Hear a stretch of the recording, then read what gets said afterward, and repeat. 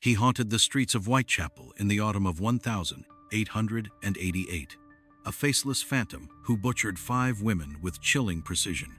Over a century has passed, yet the identity of Jack the Ripper remains one of the greatest unsolved mysteries in criminal history.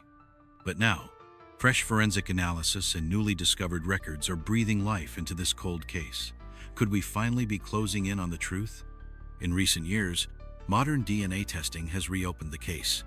In 2019, researchers examined a blood-stained shawl said to be recovered from the scene of Catherine Eddowes' murder.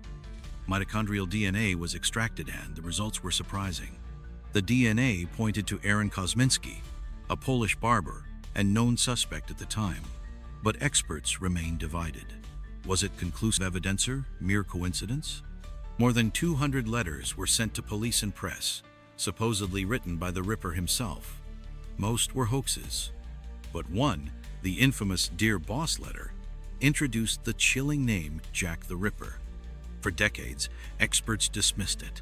But new linguistic analysis suggests the author may have had journalistic ties. Was the media complicit in creating a legend or hiding a truth? Recently declassified files from Scotland Yard have shed light on overlooked suspects, including a surgeon with a violent past, and a royal conspiracy theory once considered too scandalous to pursue.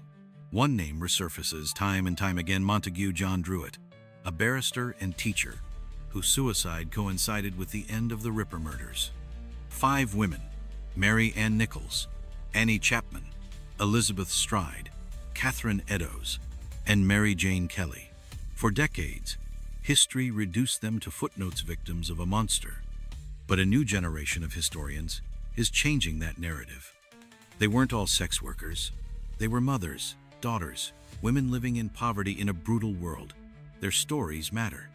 And in understanding their lives, we may just find the key to understanding their killer.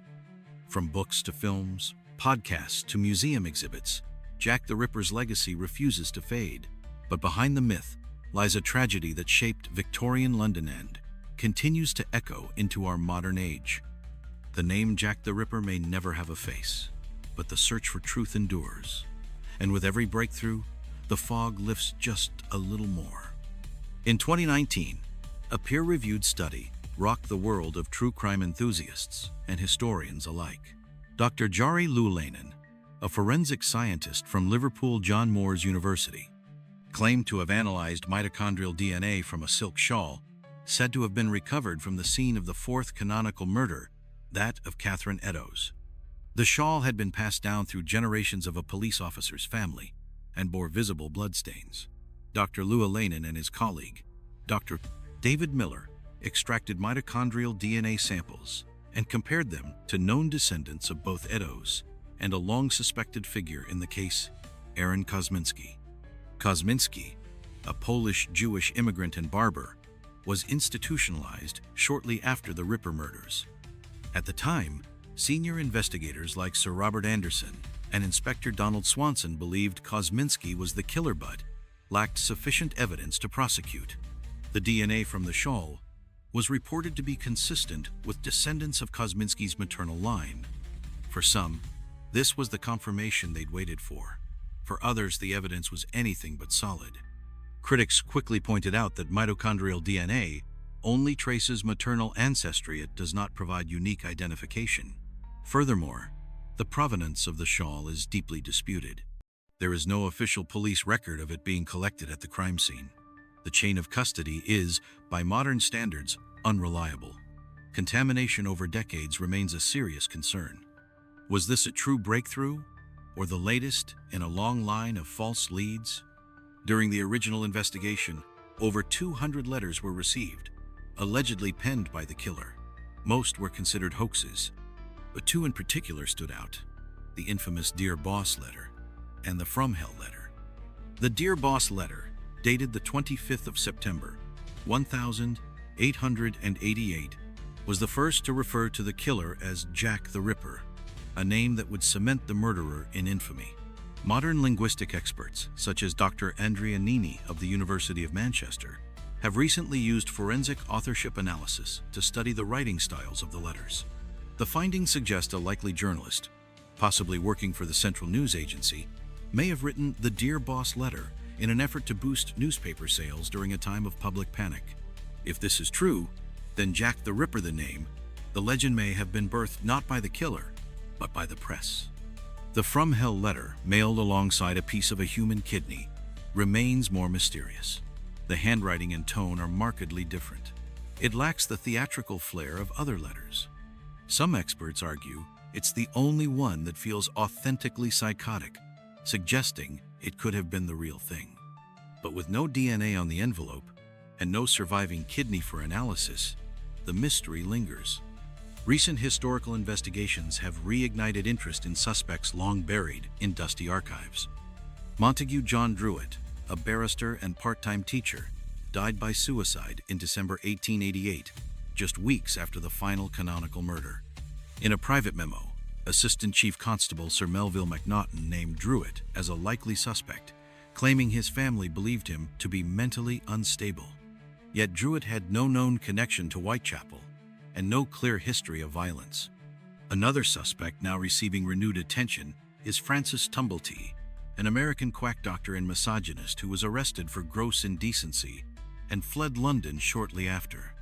Tumblety kept a collection of female anatomical specimens and was known for his violent temper and erratic behavior. FBI-style profiling now places him within the psychological scope of modern serial killers. Controversial theories have also resurfaced.